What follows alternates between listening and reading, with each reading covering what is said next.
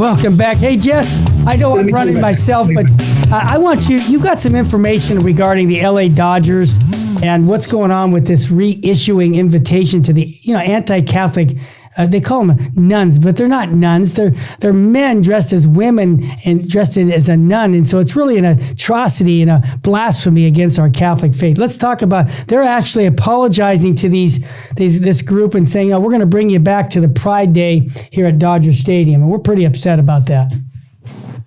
Okay, let's give a context to this. You got it. So the LA Dodgers are going to be, they're a woke organization at this point. Yep. They're going to be celebrating Pride Month.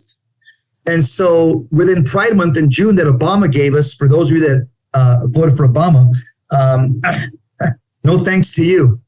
Obama and Biden gave us Pride Month in June. Now it's dedicated that entire 30 days to celebrate sodomy. And so there's an organization called the Sisters of Perpetual Indulgence. They started in San Francisco back in the 1970s. They're not nuns. No, everybody they're homosexual men. They're not nuns. So the LA Dodgers is going to give them an honor, an award for the service that they've been providing to the community for decades. Yeah. What service have they been providing? Okay, these are men that are homosexuals, dressed like women. They go out in parades, dressed like Catholic nuns and priests, and they mock the Catholic faith. Oftentimes their body parts are exposed from the waist down or from the breast up. And what they do is they're basically they disrespecting and blaspheming the holy virgin nuns that the church has given us for the last 2,000 years. And the LA Dodgers is going to be honoring them. June 16th. They're receiving an award during the ceremony. This is blasphemy, Jesse. For their, the Dodgers are saying, for their life-saving work that they've been doing tirelessly for decades. You know what their life-saving work is?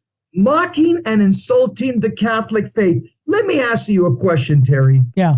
Do you think the Dodgers would, I don't know. Muslims, that's what I said. Yeah, right. You think if these homosexual men from San Francisco go ahead. Dressed like Muslims. Yeah, I said the same thing, brother. Yeah, with a tunic, with sandals. No way. They would never do it. With a burqa. Nope. Wouldn't happen.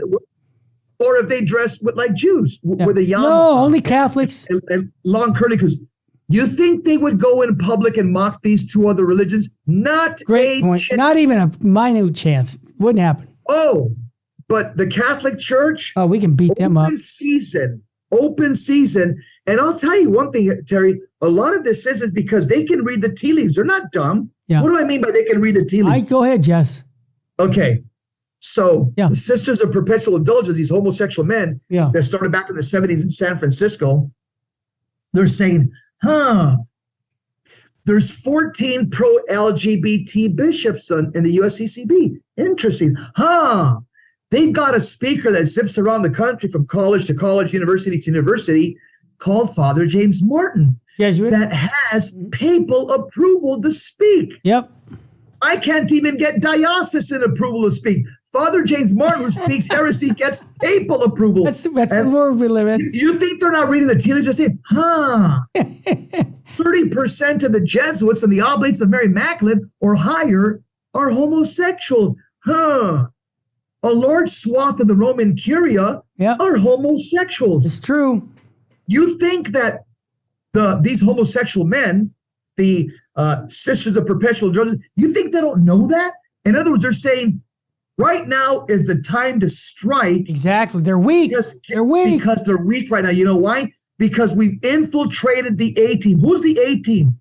The clergy. Exactly. And so what do we have to do? The B team has to stand up, Terry. Yep. And we have to, as St. Paul said to Peter, we have to resist him to his face. And Jesse, I might add, the only thing they're going to listen to is money. Okay. If they find out that that the Catholics say, you know what, we're going to boycott. We're not going to go to Dodger Stadium. We're not going to pay $50 to go see a ball game. Can you imagine thousands and thousands of people not going to Dodger Stadium because of their faith? This is what we need to do because that's the only thing they're going to listen to.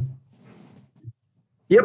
And I'll tell you, here's what we Catholics should do. Get your paper and your pencil. Okay, let's get it out. Get your paper and your pencil. Mm-hmm. I'll repeat this a half a dozen times. Yep. This is the person that you want to contact. He's the one that's behind all of this. His name is Eric Braverman. Coincidentally, he's a practicing homosexual. Oh, just by chance. Oh, no, of course he is. Of course. He actually got married in the Dodger field. Yep, of course. Yeah. There's a New York Times article. Right in the infield. Mm-hmm. A New York Times article that show him with his homosexual partner. Yep. Okay. He's the Dodger executive in charge of Pride Night at Dodger Stadium. Here is his email. fanfeedback@ladodgers.com. Here's the number that the Dodgers have set up for any questions or concerns about this event. So the Dodgers have set up a number. It is 323-224-1507. I'm going to give it to you 5 more times. Call them up, be respectful, be firm, and tell them that you are not going to ever spend another dollar on anything from the Dodgers because they have crossed the line and insulted our Catholic faith. And just to make, this has been going on 10 years for Dodger Stadium, this Pride Night. And, people have just kind of looked the other way. And I think it's time now that as Christians, especially as Catholics, that this time of picking on, making fun of our religion, this is just not acceptable. And I think by calling that number, 323-224-1507, if you do call that number, like Jess said, be nice about it. Say, I've been going to, what I'm going to say, I'll just tell you this. I've been going to Dodger Stadium since 1962 as a child. Loved it. I've taken my kids there.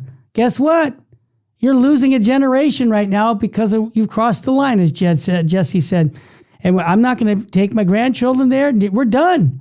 Unless you make it a family-friendly place, you're done. And this idea of bringing immorality and attacking our Catholic faith, that's not acceptable. And so you just, you're gonna block out about, maybe 30-40% of, there's only 5 million Catholics in LA County.